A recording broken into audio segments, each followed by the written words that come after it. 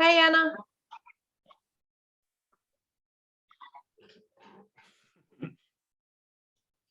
Fantastic. So welcome to Good for a Chat. I'm Jo Taranto, one of the co-founders of Good for the Hood, which is a social enterprise empowering communities to take action for the planet and for the people who live on it. We are all about empowering people to create community change, to live more simply, to do things which are better for each other and for the places that we live. And each month we join someone who is doing that, and that is Good for a Chat. And we record these sessions so that you can watch them again, so that you can share them with the people you love, or if you don't enjoy them, the people you don't like very much. But thank you for joining us. And I am today coming to you from Wallumattagal land. I'm on the edge of the Eora and Darug nations, the land of the snapperfish people, on the connection between the Lane Cove and Parramatta rivers. Not that I'm seeing very much of either at the moment, just that nice 5 kilometre radius from my home. So I'd like to acknowledge the traditional custodians of the land of which I'm on, and the lands at which you've come to join me on today, and pay my respects to elders past and present. I'd like to also acknowledge that sovereignty was never ceded, and that we are on a country which has one of the oldest living cultures, and certainly a culture of connection and preservation and regeneration. And we have so much to learn. And we've never found a more important time to learn these lessons. So it is with deep respect and gratitude that we join each other today. I'd also like to acknowledge that we're all in a pretty wacky place right now. A lot of you, like myself, are probably entering into your 9th week of lockdown, or if you're joining us from Melbourne, day 200 plus. Of some form of restriction and home stay-at-home orders, as we're calling them. So wherever you are and whatever you're doing today, I'd like to acknowledge that it's not an easy time. And Jeff and I were just having a little chat before, and just saying that wherever you are and whatever you're feeling, feel free to feel that today. I think kindness to ourselves and each other is kind of instrumental at this time. And lastly, I'd like to also acknowledge, because it's been weighing heavily on myself and a lot of people that I know, as I'd like to acknowledge that the last couple of weeks, with the release of the IPCC report on calling a code red for humanity in terms of climate action, this is a really very challenging time emotionally, as well as a time of great upheaval for a lot of people. So I don't want to ignore those things, and they're big things, but we are here today to talk about what we can do and how we can be connected and engaged through different mediums, and how we can continue to take action even in small ways that make a difference to the world around us. So hopefully from today you feel enthused, you feel connected, you feel inspired, and you keep going, because we know that climate anxiety won't change the outcome for our communities. Action will. And so hopefully you feel compelled to take more action from today. So with all of that, and that's a lot, I would like to introduce our wonderful guest today. Jeff McCann is a Sydney-based creative who has worked between visual arts and performing arts through a number of mediums for many years. You may have come across Jeff's work in public art. You might have seen artworks that he's been part of a costume, a performance, or a film clip, or an event. Jeff's been involved in running workshops and creates a lot of wearable fashion items, which are quite amazing. And Jeff's practices really are all based on inclusion and sustainability. And it's for that reason we really want to encourage you to connect with Jeff's work and to understand a little bit about more how the creative forces in the world can be used to help kind of further the community changes that we need to see. Jeff's worked with a whole bunch of people. He works really heavily across Sydney, but I'm sure he's always open to collaboration opportunities well beyond that. And it is our absolute pleasure to welcome Jeff today. So please welcome Jeff McCann. Hey. Welcome, Jeff. Thank you. What a long introduction. You're probably sitting there, where's she going? Next she'll be mentioning Afghanistan. You can hype girl me, that's fine. Welcome. Thank you so much. You've got oh, there's Frankie. Oh, Frankie. Yeah, here we go. There we go. Every time I say hello, she has to be part of that. She probably will stay for the session. How are you, Jeff? You've got one of the better backdrops, I've got to say. Yeah. Conveniently, my bird nesting approach of stick everything to my wall has worked out really well for me when I do Zoom calls. So I'm actually sitting on my bed in my share house, and this is my nice little backdrop of sort of prototyping things I've been doing in the house, collections of artworks of friends, projects I've done. Yeah, so it's I'm feeling pretty good today. The sun's out. I can kind of see it from my small window, but and I'll go You're in Glebe today, so you've also been in lockdown for some time now. As a creative, as someone who obviously likes working with people and getting out and doing things, how has COVID lockdowns been treating you this time around? It's obviously a broad question. There's like sort of multiple sort of ways I've kind of approached it, and I've allowed myself to sort of flow through those emotions and those approaches. One side of me really is an introverted creative, likes my own space, likes to kind of nestle myself in my own cave and just like being my own comfort zone. So and one part of me really enjoys the idea of it staying at home and sort of focusing on myself, whether it's like creative projects I want to do, personal projects, or if it's just me wanting to relax or focus on my mental health or give myself time to chill and that kind of thing that you don't like just stop.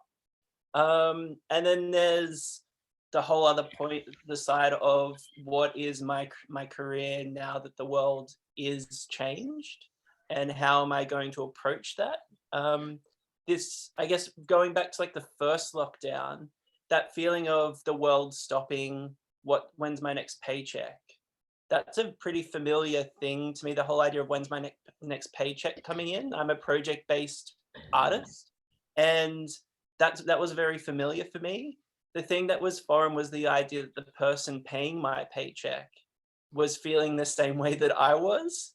So it was this very interesting point of almost I had to be the comforter for the person paying me to make them understand that we can make this happen and that we can be flexible. And I think that was a really, really positive thing for me to experience at the start of lockdown, because it gave me this instant power to know that I can actually be proactive instead of reactive, and have this mentality of we can lead the way as a creative in this time where everyone is feeling kind of unsure. And like that freelancer project-based model has enabled me to kind of sustain myself, and if not potentially flourish into like a new type of creative because of this experience. So wow. it kept a lot of different things, and I'm big on like self-reflection and evaluation and questioning things. So it's something I'm always doing, so I can just be at peace a bit more. That's so good to hear, because you're right. I think for so many people, it's not been that sort of experience, but maybe we're getting better at it as it goes along. We've got time to work on it anyway. Oh, we got time. So Jeff, have you always been a creative person? When you look back through your life, have you always thought this is just something I do and something that's part of me? Yes. I mean, as a kid, I grew up in Dubbo in regional New South Wales, and I'm a middle child of two very sporting brothers.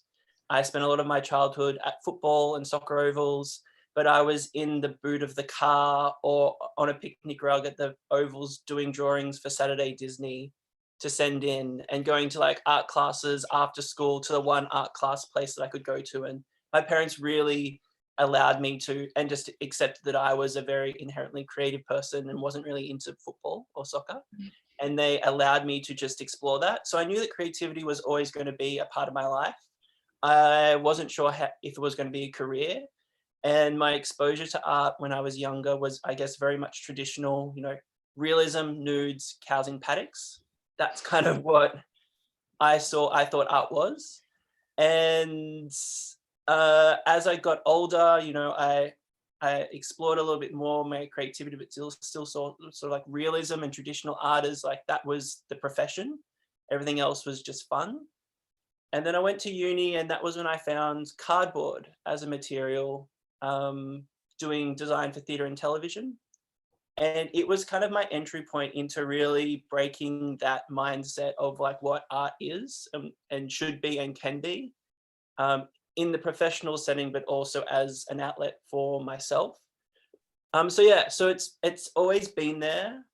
I guess in the more recent years, it's something that I've really played with, this idea of creative Jeff and like person Jeff, and the idea of, are these individual entities, how much do they impact each other? When I go out with friends, how much do I rely on what I do for work and like my creativity as my personality? How much do I want to talk about that? How much do I want people to ask me about that? Like, there's more to me than just my creativity, but I can rely on that because it's my safe space. So all these kinds of things come into play, and I think it's allowing it to be this fluid thing that goes through me, that I am forever changing, forever growing, and allowing these things to sort of happen and just reflecting on it as well. We were talking a little bit before about, how having a creative outlet has really helped you in this last little while, particularly. What do you feel when you're creating? Is it that creating makes you feel a certain way, or feeling a certain way makes you create in a certain way?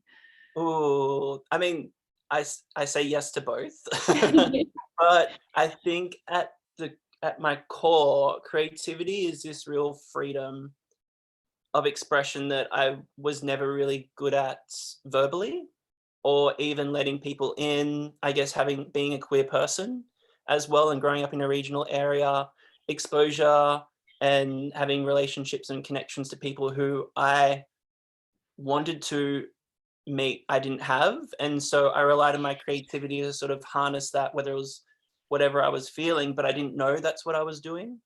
And I think now, for me, creativity is an extension of myself, and the artwork is me. It's not just a part of me, that it is me.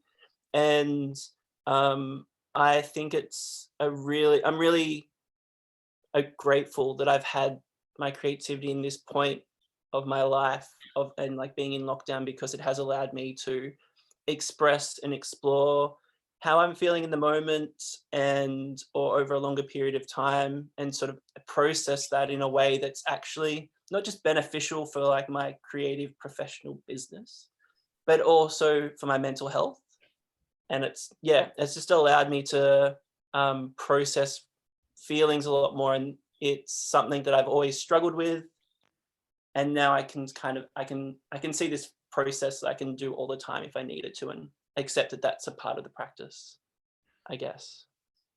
And how, maybe pre-lockdown, but even in lockdown, how important has structuring your time and, projects been for you? Is it that you have to have a certain structure to your day and to work through things, or has it always been quite a fluid thing for you? I know with a lot of creatives that you're working for yourself alone. The day can stretch out in front of you. Do you have any tips for anyone in how you manage that? So I'm a big fan of planned spontaneity. As someone who has like 8 different lists, 4 different diaries, a visual planner, a wall plan, like I have lists upon lists. I am organized to a T. I have tasks. I'm a cross it off. That keeps me motivated. I love frameworks and structure, which in then turn creates transparency and then allows me to grow and have a reflection stage. I love all that kind of systems, but I know the importance of letting things in. I guess it started when for me, when I saw the importance of collaboration in my process and allowing in outside influences that I couldn't control. And whether that was, my availability financially. So when I was at uni, I didn't have much money, found cardboard. It was free. I could play with it. There was no restrictions to the blank white canvas. I could just make, and it became quite prolific and like loosened up my cogs. That was this sort of starting of the snowball. Then the next part was this idea of projects and working and collaborating with other creatives, non-creatives, communities. That allowed me to go, well, there's only so much that I'm bringing to the project, and I need to rely on the fact that someone else is bringing something and we have to work together. That loosened up my screws a whole bunch more. And then this concept of like planned spontaneity has allowed me to remind myself that this is really important for growth and also just like mental health. I can't control everything as much as I would love to, and it's actually really important not to control everything. So yes, I have a daily list. Yes, I have like goals and all that kind of thing, but I've really started to, especially during COVID and like the lockdowns, is to give myself, mornings are like admin. Then there's the 11 o'clock press conference that we all go by. And then post that, there's usually like lunch, a tiny bit more admin, and then it's creative afternoon. And normally by evening, it's like, do what you want, roughly, I guess. And that's allowed me to go just to keep everything sort of balanced, I guess. But yeah, planned spontaneity is I love it. key. Yes, plan. I'm going to plan that in after this. Yeah. And even like friends now will say, they know they can't approach me like, hey, Jeff, before COVID, it would be like they knew that if someone would call me and say, hey, let's go have a coffee now, or let's go to the movies, let's do this, I'd probably freak out because I had things that I thought I was going to do. But if they said, hey, let's catch up on Saturday and we don't have plans, I'm okay with that. I'm okay with whatever it is, but I just need a plan to have that time slot of randomness. That actually resonates really well with me. I think I just never had a word for it. So yeah, plan spontaneity. So I want to know a bit more about the sustainable aspects of your work, Jeff. You talked about the fact that you probably first approached materials like cardboard because it was affordable and available. What have you learned about using sustainable materials, and what sort of materials have you and mediums have you used in the past? So for me, so for my practice, I would say that cardboard is probably the material I use primarily, and I've started to expand that to going to places like reverse garbage, seeing what's available, and then using that as the starting point to decide what I'm going to make. So I've used things like offcuts of foam circles and tweezer packets and festival wristbands and all different types of things. For me, sustainability has always been a part of my practice, but I think it's been a really important lesson on working out where it sits in terms of how I engage my community, have that conversation with my community and my audience. When I first started, and I would say, people want that elevator pitch of who are you? If you had 30 seconds to describe who you are in an elevator to someone as a creative, what's your elevator pitch? And for me, when I first started, I was like, oh, I'm Jeff. I'm a cardboard artist and I like to do sustainable work. And that was fine, but it wasn't as inclusive because I felt sometimes those conversations around sustainability can either, one, make someone feel bad if they feel like they're not doing enough, if they compare themselves to you. And I mean, some people can just be climate deniers as well, climate change deniers. And it's just a bit more confronting for some people to start off with.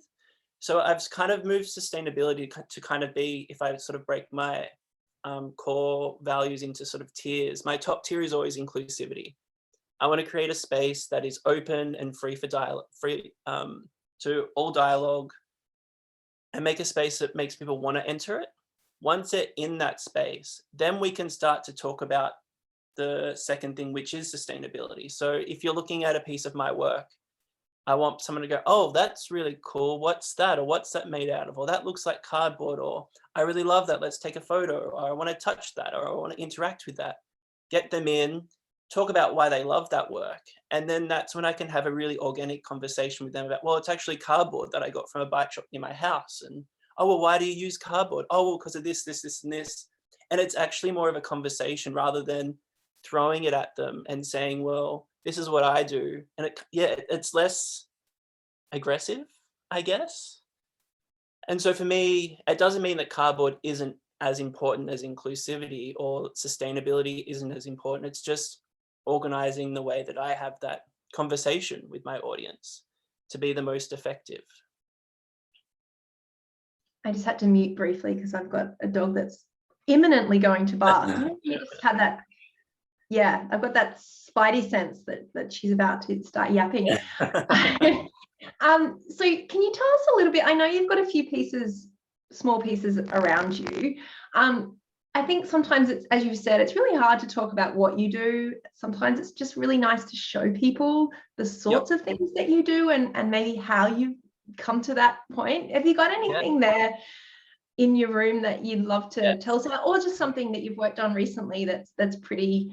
So I mean, I'm just going to do this and I'm going to stand up because I actually have a cardboard. Oh, I'm kind of in like a jumper I've worn for the past 3 days in tracksuit pants, so don't judge my outfit. But I don't think you're alone in that, Jeff. That's okay. So this is a wearable piece made from cardboard. So it's essentially like a fringed coat. Oh my God, I can't believe I'm in my tracksuit pants right now. But it's this sort of wearable, fun, interactive piece, which I'll put it closer.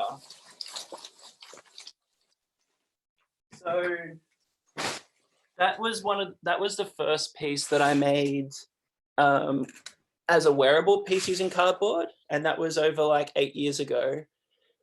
And that was the first time I realized I can just make something you've never seen before. I don't want to just make what you've seen. I want to challenge the idea of what we expect things to be, and in turn that opens up our mind to accepting the unknown.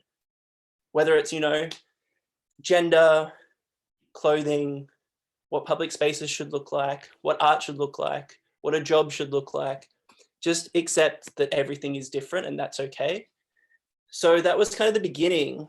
And then I guess at the moment, things that I'm doing in lockdown this is a new project I'm working on, which are like cardboard plant cozies. So they're all old. They're going to be for like, old sauce bottles, recycling containers that you want to give a new purpose, and to be able to make some really fun, colorful cozies for them to make your mantelpiece, your spaces, more enjoyable to be in. This is my mushroom. So there's that kind of stuff. And then this is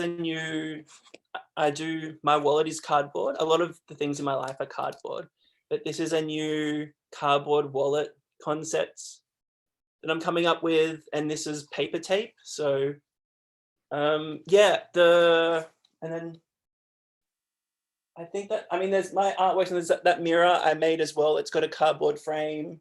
I've got cardboard plant, like cactuses and wall hanging. So my work is quite broad, but the thing that brings it together is kind of my childlike way of approaching that things are allowed to be fun and crafty and lo-fi, because that makes it approachable.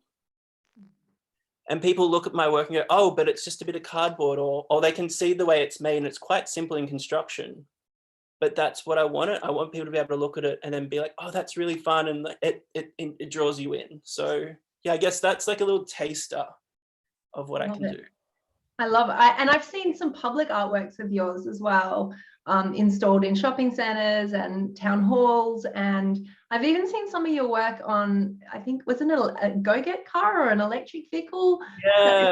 Yeah. So I do a lot of, I guess, some of my more client-based work. The way my practice is built, I've built it is essentially there's my community engagement sort of client-based work, which could involve shopping centres, murals, public arts, workshops, all that kind of thing. And I think the key to sort of doing that kind of work, and at first you think, oh no, I'm working for a shopping centre. Like, how is that eco, or how does that lie within like my structure of what I'm doing? Like the whole conversation of like selling out or growing, and who are the best clients to have. I think we're obviously in the stage where everyone's reworking things and reworking structures and how we approach stuff. And I think being a part of that conversation with big shopping centers, with public spaces, with these sort of corporate clients, where you can really start to educate them in ways that they haven't really thought about before, because they haven't had to rethink. They just have this has worked in the past, can we just do it again the next 5 years? And so things like the afterlife of an installation. Where do these pieces go after you've installed them in your spaces for a year? Is there a place you can do, like a children's hospital, a public space? Is there an arts organization that's looking for propping? Is there a regional area that could use these artworks afterwards? What is the work's afterlife? Also reusing your old collateral to make new pieces. You don't always have to buy brand new because you're doing a new project. Let's make this project and then reuse those pieces over the next 12 months to do different things. Just like being able to start to educate them in that way gives me hope that it will, that I'm doing something essentially. So yeah, I've had my work recently on like a car sharing, it's called Pop Car, and it's like a car sharing service. And that was surreal. Like, when would I see my work on a car? Like, when would that happen? But I worked with 107 Projects, which is a community arts organization based in Redfern and Green Square. And that was an opportunity that came on with that as well. So yeah, it's weirdly the last 12 months, as much as I've been locked in my bedroom, there's been these opportunities that have come about because of this kind of work, which is super fun and great to reflect on, to find out what are the benefits of this. Not just like, yay, it's on a car, cool. It's like, well, what's happening because of that? Or how are people reading this, and how can you use that, sort of like be articulate about it? Mm. And I think obviously that's one of the powers of art, and particularly but creativity more broadly, in that it does start conversations. And I think there's nothing more powerful than visibility. And I think whilst we're not out there using go-gets much at the moment, or car shares, it's certainly a really powerful way to start conversations. So, and I certainly think your artworks do that, Jeff. I think the first time I saw one of your works was as a trailblazer jacket that you made for Garage Sale Trail, and you also made a whole bunch of cardboard props and items for photo shoots, and as well as, you know, to set up for sets. And I kept asking them, what was this made out of? And they're like, it's made out of cardboard. And I said, no, what's the thing made out of? And they're like, cardboard. And I was like, because it doesn't look like cardboard when you see it. No. It's not, you know, so I think that's quite, and it kind of made me go, what? So yeah, it's the beauty of cardboard is it has, you know, it can be two-dimensional paint on it, but three-dimensional sculpture. And because we're not used to seeing it outside of moving the house, essentially, it's got so much potential once you start to play with it as a material. And if you look to overseas countries, like cardboard furniture, cardboard bedding, cardboard storage solutions, they've been around for, you know, a good 10 years or so, but Australia's, you know, geography wise isolated. And then we are also, unfortunately, I don't see Australia as a leader in terms of like progressing things. We kind of adapt things as they come, and it just takes us a while to accept it. So, or be more comfortable with it. I don't see us as like trendsetters. We kind of follow the trends, unfortunately. But that doesn't stop me from going, well, I'm just going to do this anyway, so it's fine. I think there's a lot of people suddenly looking around their house at boxes and packaging with new all those click and collect, yeah, all those deliveries. Every time my housemates get new things sent, they're like, oh, what do you want this, Jeff? Like, everything comes past me as a filter before the recycling bin. And like, that's great. but I can't hoard everything. Like No, I even get DMs on Instagram of people saying, I just bought a new TV. This was an interesting box. Thought you might like it. Like, wow. Yeah. Yeah. Thanks, guys. Yeah. I'm okay with that. It could be worse. I'm just interested to see if anyone's got any questions they'd either like to ask live or put in the chat. I've got, if you know how to put a reaction up, which is put your hand up. If you want to say hi on camera or switch your camera on, I'll keep an eye out. Otherwise, feel free to throw something in the chat. While we're doing that, I'm obviously interested in letting people know where they can find out more about you, Jeff. So we've got your website, and which is Jeff McCann with 2 C's, 2 F's, 2 C's, and 2 N's. Is that right? Yes, that's it. Oh yeah, excellent. So we'll throw that down in the chat in a second. And obviously, a lot of your artworks and a lot of your content's shared on Instagram. If people have an account, they can jump in there. What sort of ways can people get in touch with you, or what can they, do you have products you can buy? Do you have workshops you run? Give yourself a little bit of a plug. All right. So there's, my website and my Instagram are the easiest ways to stay in contact with me and see what work I'm doing and I have done. My Instagram DMs are always open. I try to get back to people as soon as possible. And then if it needs to move to email, sure, that's cool. My website, it has an online shop which has my jewelry and some of my wearable pieces, and it also has some at-home craft ideas that you essentially buy the PDF, print it off at home, and you can then make small paper sculptures or coloring in activities, things like that. In the near future, I'm looking at getting some workshop things on my website as well.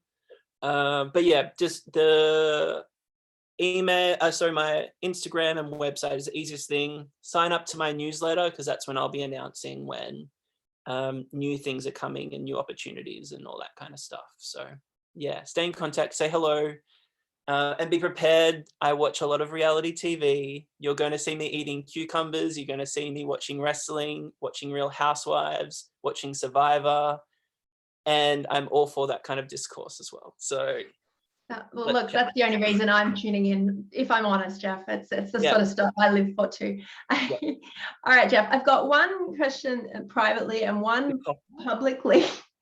One that's about cardboard coffins. Have you seen them? Have you made one? That's an interesting one. I have seen them. I love the idea of it because you decompose and like become a part of I'm all for it. I haven't got to make one, but I wouldn't be against it at all. I have a feeling that the cardboard coffin that you make would be like nothing we've ever seen. I feel like it would make it very hard to bury it in the ground. Yeah. I had another question about any other artists that that you love in this space, that are sustainable particularly. Is there anyone else that really excites you, either in Sydney or around the world? Yeah. So I'm actually wearing my friend's jumper that I only got like 2 days ago. Her name is Millie Hall and I can probably send you the links as well to post out. A Wollongong-based artist who does, I guess, sort of like tongue-in-cheek, funny, a little bit rude Australiana kind of stuff. So this is her, so it's like an old jumper that she embroiders on, and it says, it's a plastic bag, obviously, and it says, "Everyone you love will decompose, but this will remain forever." And it's just kind of funny, but also like got a message. So Millie Hall is a great artist. I share a studio with a clothing brand called Spunky Bruiser, who make all their clothing from offcuts and remnant fabrics, and they do a lot of one-off pieces and personalized pieces, which is really amazing as well. They're sort of like two I guess like brands, but another organization I do a lot of work with and I love working with is Roomies, which is a support studio for people with disability or mental health. And we do a lot of collaborative projects where it could be public art, it could be workshops. And they're just like they're based in Camperdown, and just like a really awesome community for creatives and people who may not feel like they're creative, but like, I mean, everyone is. My thing is that everyone's actually creative. You just need to accept that the creativity is in everyone, and it's a muscle you need to train and flex.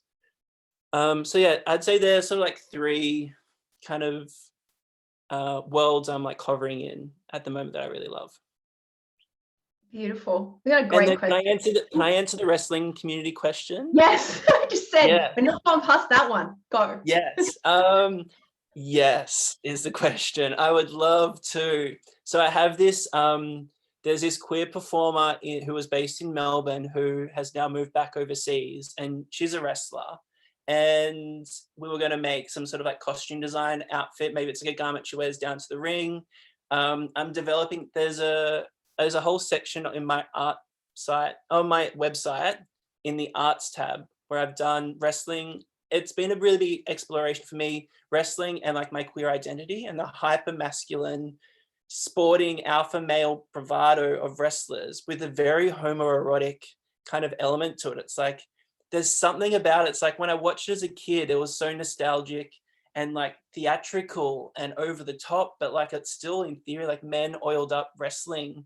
And there's something about it that I think is like really fascinating. So I want to do almost like cardboard wrestling belts, like for like I've got an animation of me being the queer champion. So it's like all this kind of play with like sports and alpha male and queerness and all that kind of thing. So yes, I'd love to work with a wrestler at some point, or it's theater really. So like I love that. Yeah, it's been great. Have you tuned into the to Glow at all? That series, was it 80s wrestling resurgent? Yeah, I did the first season and I need to get the last two seasons. Yeah. I haven't got around to it, but I watch like all the YouTube channels about it. I watch about 6 hours of wrestling a week. It's my nice background noise whilst in the studio, but it's the theater of it all. It's like their characters, and it's a lot of it's business. It's like, why is this character getting a push? Well, because they want to include more kids in their demographics. So this is a really childlike superhero thing, or Marvel's a big, like there's more to it than just like crazy spots.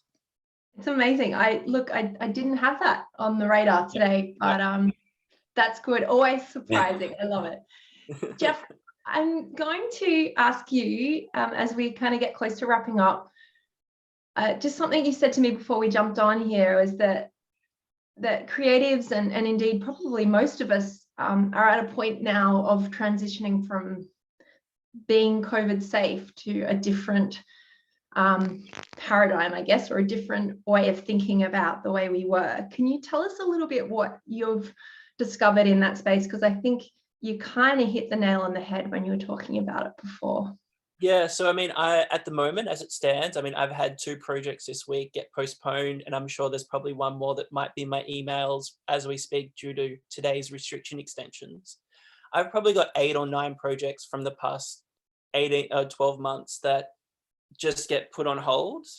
And it doesn't matter if I've, done 20% of the lead up work, or we might be just everything up until doing the event. It gets put on hold, and then it's essentially this work that I can't get paid with yet, but it can, or I potentially could, but it's now put off until sometime in the future. And I think this idea of having the dream projects the way we want it, and then having these sort of options of how it could look depending on what restrictions looks like. I think it's not the most efficient and effective way of working.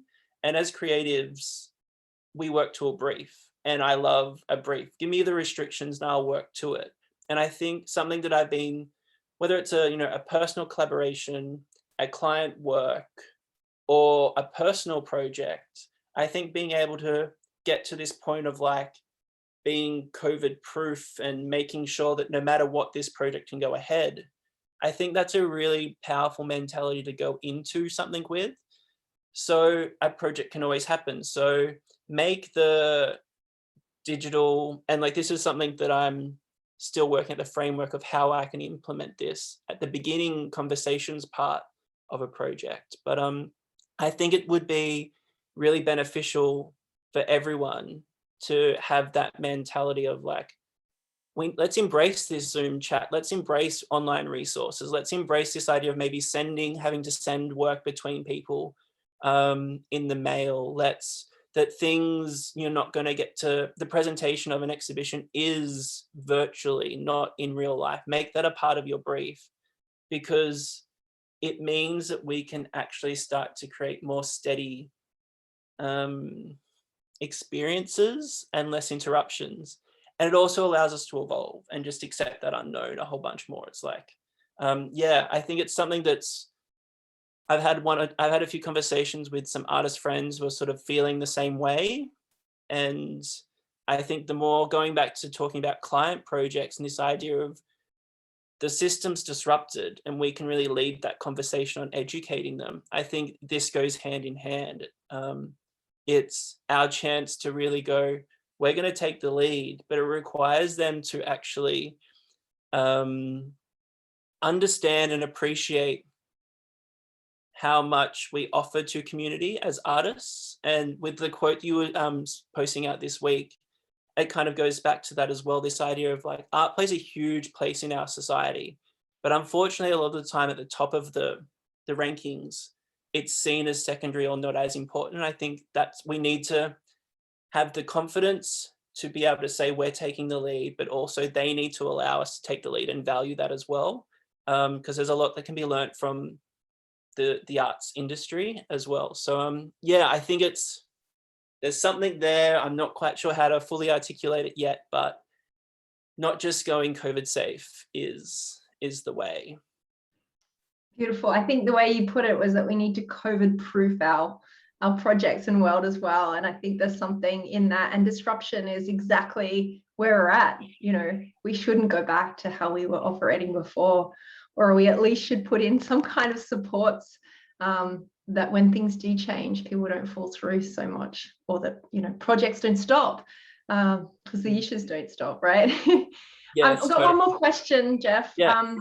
Which is Anna's question about whether she's curious if you think Australia's resistance to more avant-garde ideas or design play into perhaps sometimes our lack of awareness about sustainability. We know Australians per capita are some of the biggest consumers in the world, and our emissions per capita are extreme, you know, as a developed nation, and whether that plays into that concept of timeless designs, and that we are looking for just whatever's been done before and what's fast and convenient. And if that's the case, what can we do about it? I think it definitely, I mean, like me saying before, like we're not trendsetters, we follow them. So I always say us a few steps behind as a nation. So all these brands that are doing recycled materials or one-off designs or avant-garde fashion or all these art pieces, and the idea of fashion is an extension of yourself, and fashion is an art form, and it can be the t-shirt can be something you hang on the wall and be valued, and the price to make that piece should be that t-shirt should be valued. If you're getting a t-shirt at a discounted rate, it's probably the person who's making it who's being ripped off. So I think it is the fact that we're just like a little bit slower to take up on things. And I think as well, it's this idea of arts being all a bit of fun. That mentality, we're a little bit too relaxed on things.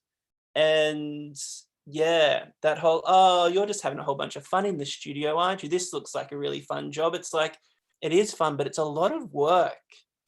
It's really hard to not just have a creative process, but also have to repackage it to sell it to someone who doesn't think that way.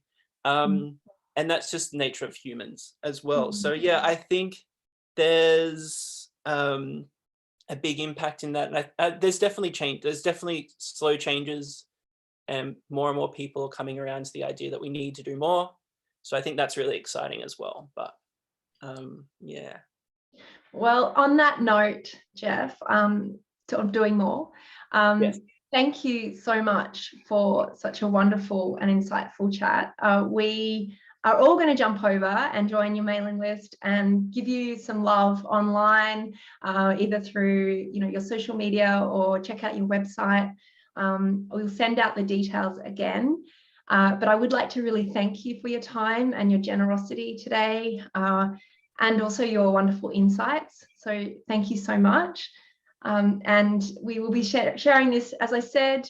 I would like to leave with that quote, if you're okay, Jeff. If I can share Can I this just say with thank you to you first before you quote and end? Yes. Thank you. Yeah, I want to thank you as well, because this is we've tried to have a conversation for quite a while, and I'm glad we finally got around to it. Thank you for bringing me in. I really love doing these kinds of things. It's really nice to be able to talk to someone, not just myself in my own head, and be able to articulate it. And it's always lovely when you can see more people who think like you, and especially at times like this, it like makes you feel like you are a part of something bigger, and it makes you feel less isolated and emotionally isolated. It's like, oh, there are other people who are feeling the way I'm feeling and wanting to do what I'm wanting to do and feel the same struggles. So as great as it is for me, like one-on-one, I think the idea of this community is like great as well. So thank you for having me. Yeah. Thank you everyone who came and like listened as well. Hopefully that made sense. Yeah, absolutely did. And thank you, Jeff. And so I'm going to leave you with a quote, everyone. This is just a little bit of, fire up. So this Pretend is there's wrestling music playing underneath, just like amping it up. Yeah, sure. That's something that's beyond me, especially because I've still got a dog in my arms. I'm not sure how this is happening, but anyway. So this is from the wonderful Judith Malina, and if you ever want to look up, quite a visionary when it comes to the arts, this was her. She unfortunately passed away about 6 years ago. She was an activist, but an amazing actress and artist and theatre and performer. So this was a quote that she had as part of a manifesto she wrote about the role of the artist. And she doesn't just mean, a visual artist, but a performer, someone who creates. And she used her work to call out some of the atrocities that were happening against the Brazilian government in some pretty human rights violations. So, she was up against it. So Judith said, the role of the artist in the social structure follows the need of the changing times. In times of social stasis, to activate. In times of germination, to invent fertile new forms.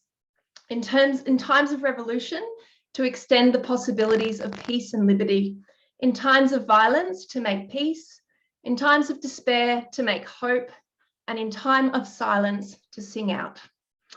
So I think that's where we need to be. You choose where we're at. And please support the wonderful creatives in your neighbourhood, in your community, and stay safe, get vaccinated, and let's hope we can all be together out there in the community together soon.